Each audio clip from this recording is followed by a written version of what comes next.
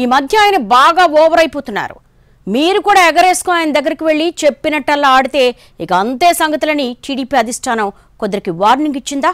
ఆ సీనియర్ విషయంలో మరీ ఓవర్గా ఇన్వాల్వ్ అయితే నష్టం మీకే అంటూ స్వీట్ వార్నింగ్స్ ఇచ్చేసిందా? తేడా వచ్చిందో ఎవరికైనా ట్రీట్మెంట్ ఒక్కటేనని కరాఖండిగా చెప్పేసిందా? ఇంతకీ ఎవరో సీనియర్ లీడర్? పార్టీ పెద్దలకు ఆయన మీద కోపం ఎందుకు వచ్చింది? యనమల రామకృష్ణుడు టీడీపీ ఆవిర్భావం నుంచి పార్టీలో ఉన్న నాయకుడు. 2019 వరకు పార్టీ అధికారంలో ఉన్న ప్రతిసారి ఏదో ఒక ముఖ్యమైన పదవి దక్కుతూనే ఉంది ఆయనకు. అయితే ఈసారి 2024 ఎన్నికల్లో తుని నుంచి టీడీపీ అభ్యర్థిగా రామకృష్ణుడి కుమార్తె దివ్యకి టికెట్ ఇచ్చింది పార్టీ. ఆమె రాజకీయాల్లో జూనియర్ అయినా తొలిసారి గెలిచినప్పటికీ విప్ పదవి కట్టబెట్టింది. అటు రామకృష్ణుడు కూడా ప్రస్తుతం ఎమ్మెల్సీగా ఉన్నారు. ఇంకో 3 నెలల్లో ఆయన పదవీకాలం ముగుస్తోంది. ఈ క్రమంలో ప్రభుత్వానికి ఆయన రాస్తున్న తాజా లేఖలు కలకలం రేపుతున్నాయి. ఈ మధ్య ఒక అడుగు ముందుకేసి గతంలో ఎప్పుడూ లేని విధంగా కాకినాడ పోర్టు వివాదంలో కులాల తుట్టెను కదిపారాయన. దాంతో షాక్ అయ్యారట పార్టీ పెద్దలు. ఆ తర్వాత కాస్త సీరియస్ గానే ఉన్నట్టు సమాచారం. యనమల వ్యవహారాలను ఓ కంట కనిపెడుతూనే దానికి తగ్గట్టు కౌంటర్ ప్లాన్స్ కూడా సిద్ధం చేస్తున్నట్టు చెప్పుకుంటున్నారు.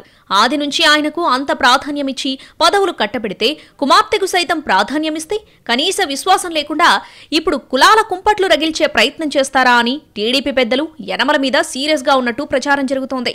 అయినా సరే అదంతా అంతర్గతంగా జరుగుతుంది తప్ప అధిష్టానం నుంచి ఎలాంటి ఓపెన్ రియాక్షన్ లేదు. ఇక తాను ఏం చేసినా పట్టించుకోవడం లేదని అనుకుంటున్నారో ఏమో.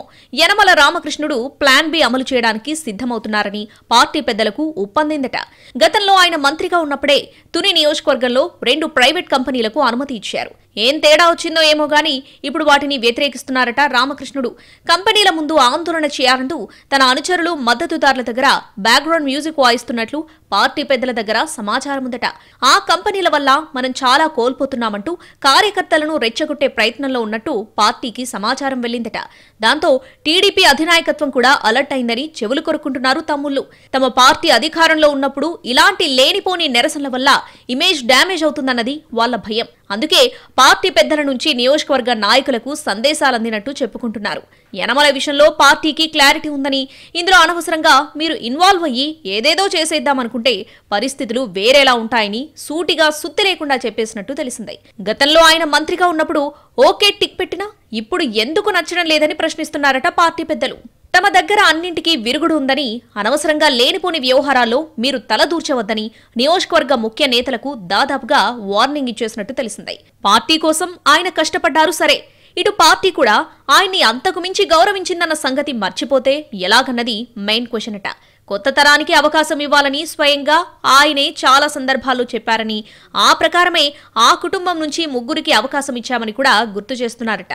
ప్రస్తుత ప్రభుత్వంలో ఆయన ఏదో కోరుకున్నారు, అదయ్యే పరిస్థితులు లేవు. అలాంటప్పుడు సపోర్ట్ చేయాల్సింది పోయి కొత్త కొర్రీలు పెడితే విషయాన్ని ఎలా డీల్ చేయాలో తమకు తెలుసని, అనవసరంగా మీరిరుక్కోకుండా పార్టీకి లాయల్గా ఉండమని టీడీపీ ముఖ్యుల నుంచి నియోజకవర్గ నేతలకు సందేశాలు వచ్చినట్టు చెప్పుకుంటున్నారు. వ్యక్తులు ముఖ్యం కాదని, వ్యవస్థ ముఖ్యం కాబట్టి దానికి కట్టుబడి పనిచేస్తే అందరికీ మంచిదని కూడా చెప్పేస్తున్నారట. మొత్తానికి అనుచరుల ద్వారా ఏదో చేసేయాలని కొత్త ఎత్తుగడలు వేశారు యనమల. కానీ ఆ విషయంలో పార్టీ స్టాండ్ కూడా చాలా స్ట్రాంగ్ గా క్లియర్ గా ఉండటంతో ఆయన నెక్స్ట్ ఏం చేయబోతున్నారోనని ఆసక్తిగా గమనిస్తున్నారు పొలిటికల్ పండిట్స్.